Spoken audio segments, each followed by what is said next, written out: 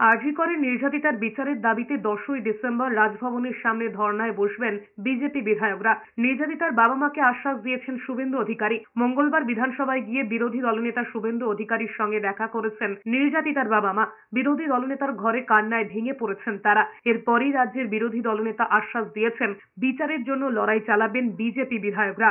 জানিয়েছেন 10ই ডিসেম্বর শান্তিপূর্ণভাবে আইন এবং গণতন্ত্র মেনে রাজভবনের সামনে ধর্নায় বসবেন বিজেপি বিধায়করা। তিনি আরো জানিয়েছেন, এই জঘন্য ঘটনার প্রতিবাদে বিজেপি বিধায়করা পাশে থাকবেন। ওনারা যাচ্ছেন অপরাজিতা বিলের দ্রুত অনুমোদনের দাবিতে রাষ্ট্রপতি মহোদয়ের কাছে। আমরা সেটাতে সমর্থন করি, কারণ বিধানসভাতে সমর্থন করেছি। আমরা 10 তারিখের আমরা রাজ্যপাল মহোদয়ের কাছে পুরো দিন বিজেপি এমএলএরা ধর্ণা দেব। 9 তারিখের বিচার চাই। রাষ্ট্রপতি মহোদয় যেমন সাংবিধানিক প্রধান দেশের, তেমনি রাজ্যপাল মহোদয় আমাদের রাজ্যের।